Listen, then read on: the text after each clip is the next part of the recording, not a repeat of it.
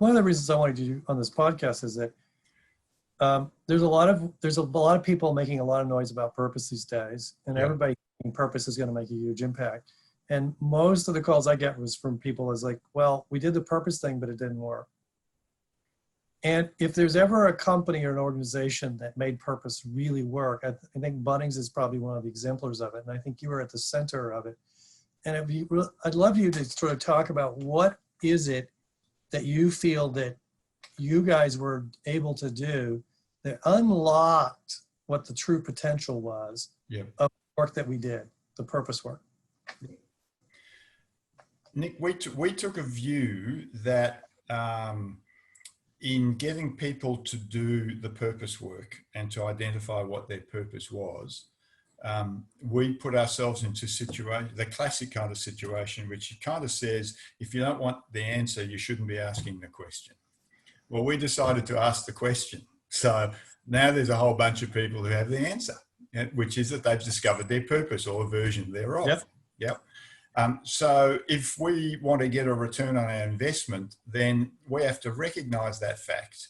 And we need to think about how we create the circumstances for these people who have discovered their purpose.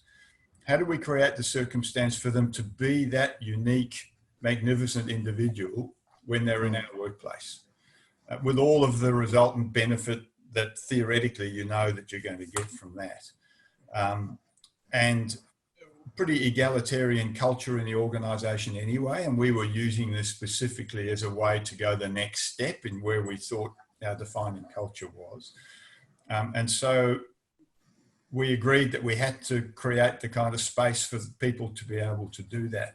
And the only way that we could do that was to move it from being something that was exceptional to something that was part of the norm, if you like. And for us to do that, we had to integrate it with all of our other business processes, so people processes. So what we did as an initial step was to kind of say, well, now you've got a whole bunch of documents. So you've got your purpose to impact plan in whatever crazy. And you might want to explain to people what that is, because I don't think anybody listening may know what the purpose is. So a purpose to impact plan is the plan that comes out of completing the purpose program that you do as a result of having done the program, which gives people the opportunity to say, well, if this is my purpose and this is who I am and this is how the best version of me shows up in the world, what do I need to do in all of the buckets of my life to enable me to be fulfilled, to enable the people in my life that I love the most to be fulfilled, to be professionally at my very best, so on and so forth. And they do that on a plan, and then they share that plan with the people in their team, but importantly, they share that plan with their boss. Okay. And the idea of sharing the plan with the boss is not for the boss to approve the plan. It's for the boss to understand what he or she needs to do to assist this individual in achieving what is on the plan. And the plan, by the way, is about a 5-year window. You know, it's the who knows stuff, the dream that's out of 5 years, and then the steps that lead into that. So that's their job. Their other job is to assist their team member in getting some alignment between what they've defined as their purpose and what that means for their objectives and for what the purpose is in their professional life, i.e. their Bunnings life. So what do we want to leverage out of your purpose, the unique you? What do we want to leverage out of that we can then get an exceptional business result by concentrating on that rather than concentrating on fixing your weaknesses, which is the traditional kind of approach, which is, you know, let's have the annual discussion and let's talk about everything that's wrong with you and let's put a plan together. And then in 12 months time, you have the oh shit moment because someone says it's your performance discussion again in 3 weeks and everyone dusts everything off and thinks, oh shit, I haven't done anything. And so we wanted to avoid that. So that's what the Purpose to Impact plan is about. And so what we decided to do was to kind of say, well, now you've got a Purpose to Impact plan, you've got your normal business plan, we've got the corporate business plan, you've got your objectives, you've got performance management, you know, we've just made the world really complicated. Yep. what if we just had one? What if everything kind of lived in one place? What if these things were integrated in a way that meant that there was one window into the focus that you've got for the next 12 months, 2 years, whatever it happens to be? And so we changed all of the internal processes to align with that kind of idea. So your purpose to impact plan and the business plan and all those other things lined up together, time-wise and otherwise. So there was one cycle in the year that did that kind of stuff. And then we changed our performance review processes as well. And we were thinking of kind of doing that anyway. So we turned all of that on its head and basically threw out the old traditional methodologies. No more arguments about 5-point scales, 7-point scales, all that rubbish. Okay. Let's just make these very authentic discussions about what you're bringing to the table, what we want to see, what we agree we should see more of, what's hurting you that we can mitigate in some way so that it doesn't hurt you as much, that kind of discussion. And by the way, we've got some goals we want to kick and need to kick for our shareholders as a business. So where does that fit? And this actually ended up being much easier than you might think. It's actually, it was remarkable. We found that people really appreciate the simplicity that that idea brings. So my complicated world just got made really simple. So I get real clarity, because instead of having a list of 100 things where I'm guessing what's important or what isn't, and I'm naturally gravitating to do the stuff that's easy for me or that fits into my sweet spot. So go from that world to something that kind of says, actually, there's 5 things that really, really matter. What does the plan look like for the 5 things? If I do them really well, the other 95 will look after themselves. So it's like it's the 10-90 rule. Yeah. It's the 20-80 rule, right? Yeah, absolutely. And the power that we got from that was remarkable, because as you know, Nick, at the time, we were getting a new competitor into the marketplace, which I guess is the equivalent of Lowe's coming in to fight with Home Depot is maybe the best way to kind of look at it. And this was a new startup. So they had unending pots of money. They could do what they liked. The business community thought that they had a really good chance of pulling it off, and they expected there to be a real war. And I guess there was, but the war didn't go on for as long as we thought, because we leveraged the heck out of what I've just described to you. We leveraged the heck out of it, and they lasted 5 years before they gave up and closed the doors and went away. And wow. This was a huge part of what we did, because we managed to get a level of alignment and engagement and buy-in that was remarkable. People. So now I can imagine doing this once, and I can imagine, what you guys did, where if I was a participant and I did this and you were my boss, and I would sit down with you and say, well, here's my plan, and we get alignment, and we talk about what I'm doing and how it fits with you, whatever. So how do you do that at a business level? Because you have business goals. Yep. Right. You have individuals. And how did you link up all these pieces? That seems like a fairly complicated piece. I guess it really wasn't or isn't, because Bunnings still do this. It isn't that complicated. There's a whole bunch of stuff that I would call action plans as opposed to objectives or strategies. And in my experience, especially working with these other businesses that I have done the last 5 years outside of Bunnings, they make stuff complicated because there's no differentiation between what's strategic, what's objectives, what's action plans, all that kind of stuff. So people's lives are really, really complicated. There's a common thread, though, that when you kind of read these documents and you look at these things, there's always a common thread that kind of says, I'll give you an example. At the moment, Bunnings is going, under their new managing director, their new CEO, are going through a massive digital transformation. Okay. And a little bit late to the party, and I won't bore you with that here for very good reasons, but a little bit late to the party. But what it does mean is that the degree of change and the pace of change is at the extreme end. They have to hurry up. And so there's a whole bunch of deadlines. There's a whole bunch of other things that have got to be met from a business commercial kind of perspective. And what Mike's done is work this from two ends. So he's kind of said, all right, so we've got people with purpose. We've got people who are into that cycle that I described earlier on. And we've got these imperatives that sit at the other end from a business and commercial perspective. If we start at that point and then work these things toward each other, at some point we're going to get to the area where all the gold is, where we can get the maximum kind of leverage. That's not to say that it's not going to be painful. It's not to say that it's not going to be difficult. It is to say that that's the journey worth taking, because we'll get clarity about what really matters. And we'll concentrate on those things as a priority. And so I guess that's an example of the reality of how that lives in the world now. So they've got the digital challenge. A need for extreme discipline, Nick. I think that's part of the trick here. There's so many distractions in the world. You need someone or a few individuals in the business that are the custodians of this thing, that kind of put the fire to everyone and keep them on the track. Which I think you've done a good job. But I also think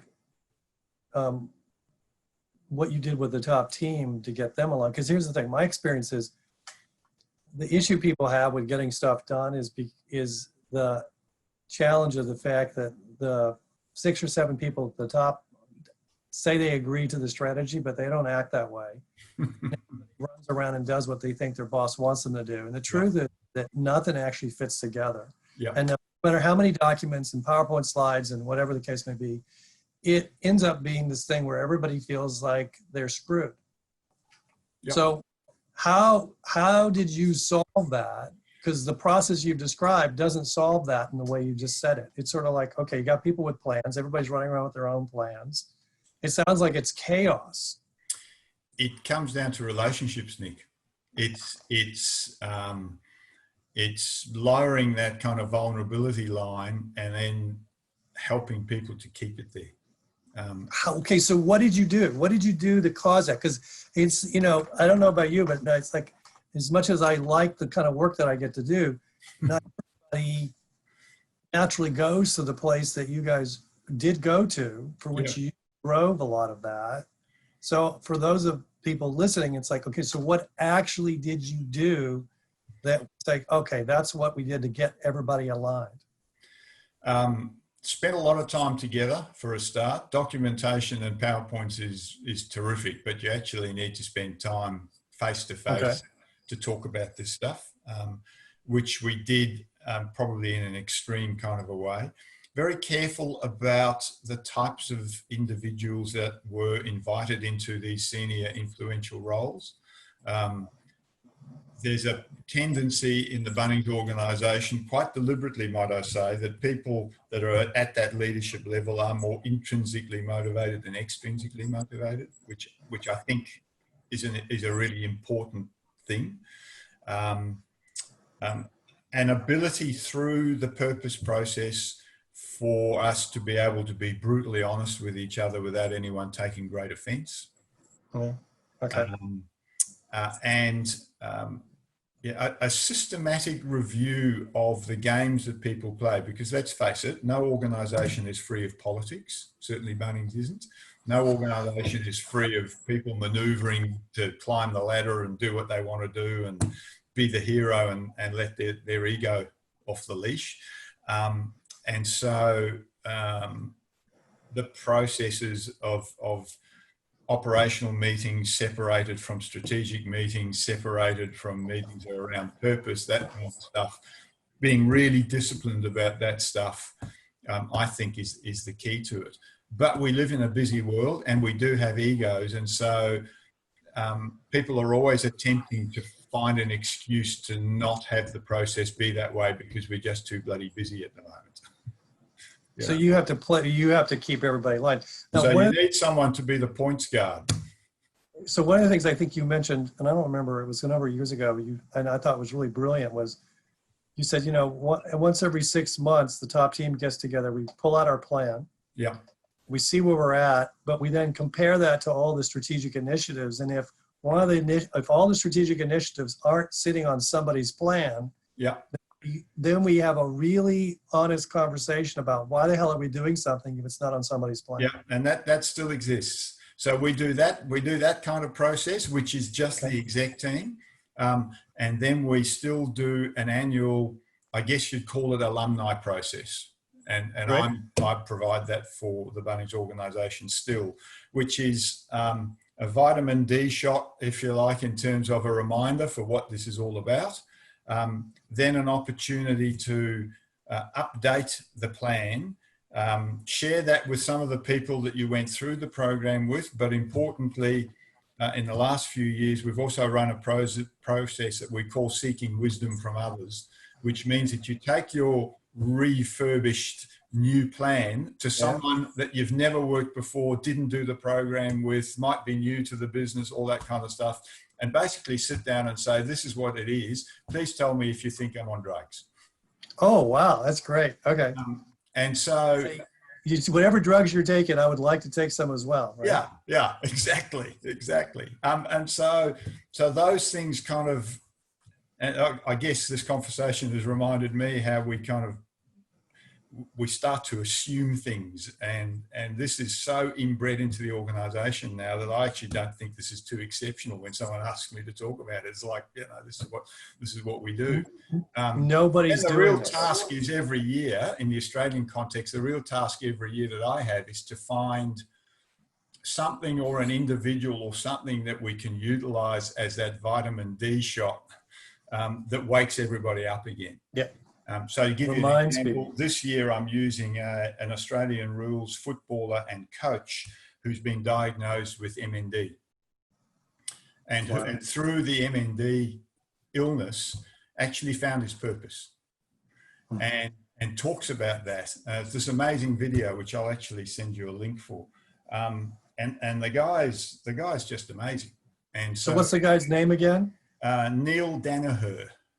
Okay, so anybody who wants to can look up that name. Yeah. Go to YouTube and look up Neil Danaher, and you'll see him addressing groups of footballers and others, and it's really remarkable. So we kind of use that so that there's a constant energy under this thing. And as part of the preparation for this year's alumni, to give you an example, I sent them a chapter out of a book this guy has written, and I've kind of said, so come and talk to me about what the hell this has to do with your Bunnings life and the things that we're trying to get you to achieve here. It's so really kind of a question that to anyone else would look really weird. You know, you kind of, what's wrong with this guy? This guy's on MND and he wants to talk about what that means for our business objectives. What is going on? It sounds like you're living your purpose. Remind us of your purpose again. Yeah, it was something about creating space for people to really fly. Okay, well, this is like you living your purpose 100%. Yeah. No, so listen, I think as a reference for everybody, so Bunnings revenue in the last 10 years has gone from what to what? In the last 10 years is pretty much double. It's gone from 7 to 14 billion. Okay. Pretty good run over the last 10 years. I don't think few people would be disappointed with doubling their revenue over 10 years. Yeah. Profitability is doing pretty well. Yeah, very much so. You know,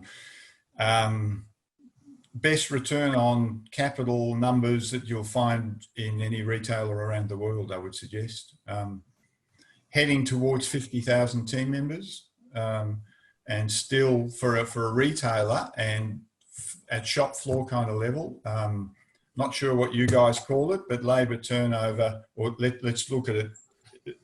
Use the positive measure, retention amongst permanent team members, still in the order of 88, 89%.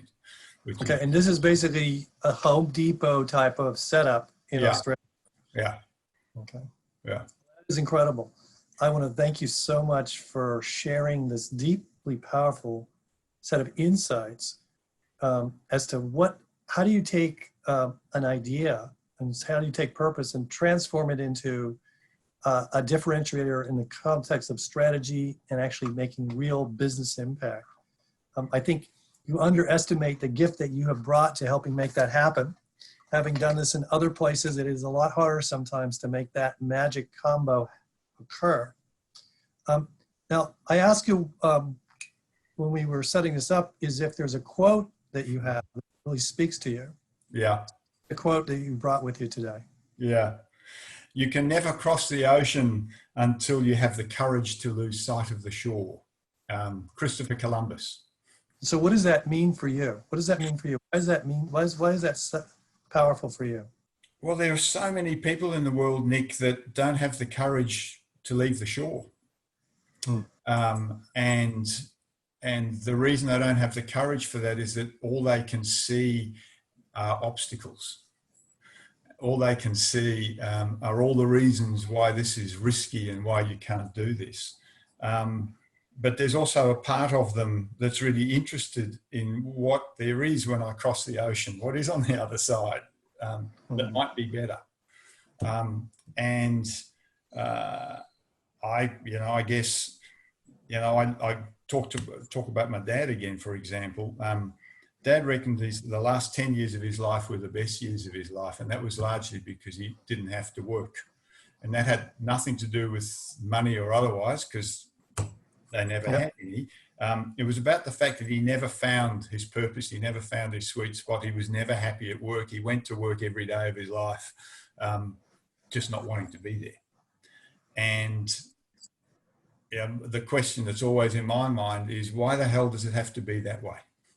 And for me, it just doesn't have to be that way. Yeah. And imagine the power in the world, or the power across an organization, if you can create a circumstance where people do have the courage to lose sight of the shore, step out, cross that ocean, find something better.